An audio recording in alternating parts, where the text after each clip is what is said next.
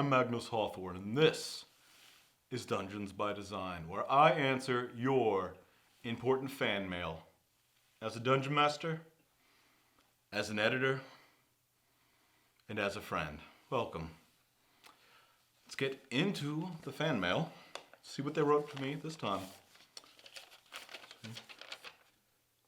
Dear Magnus, what do you think of self-help books? As someone who had to help teach themselves how to read, because their education system had failed them, I can definitely say self-help books are only good if you can read. And from that, it's very important to know there are other ways to learn things. We're in the age of YouTube and various other streaming and video platforms. Reading's just not as important, if you ask me. And so self-help books have been replaced by self-help gurus and internet personalities. So I think self-help books are fine. But you're not here because you read my book. You're here because you listened to my advice show. So perhaps there's something in self-help books that you can't get anywhere else. But if you ask me, this show is a perfect example that self-help books aren't necessarily the best medium. Next question.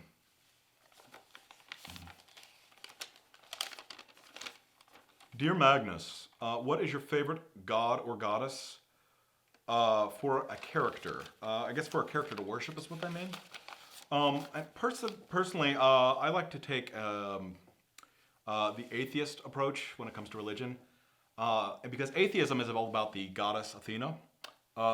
Atheism is rooted in the Greek word for Athena. So atheists believe in the old Greek gods.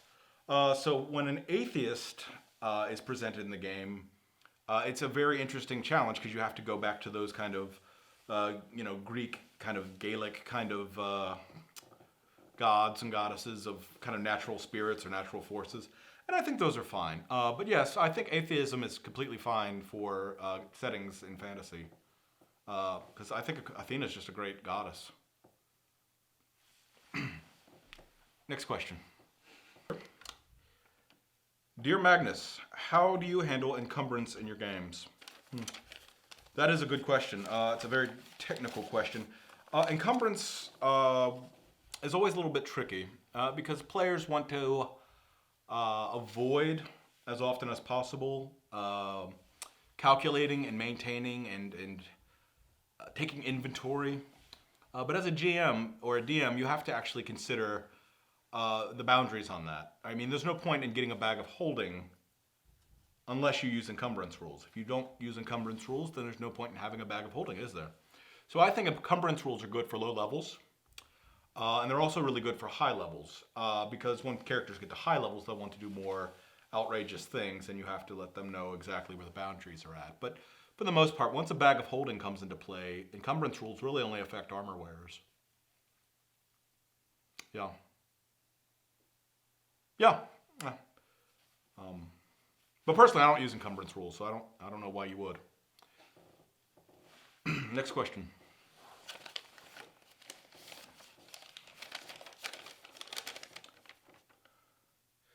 Dear Magnus, what video game systems do you own? I got an Atari video game system not too long ago at the thrift store, and it actually works. And I have 2 games that work on it. It's pretty great. It was a bargain. I got the whole bundle for $11. And that's where I'm at with games. Well, I think that's all the time we have for today. And I hope you will tune in next week when we can discuss more fan mail, I suppose. Yep, Mitchell. Yep. I'm sure it is, Mitchell. No one's talking about you. Otherwise, I'd get it in the fan mail. Thank you. Until next time. Until next time. This is me saying goodbye as a mentor, as a dungeon master, as an editor, and as a friend. I'm not doing it twice, Mitchell. I don't care if it was a weird take.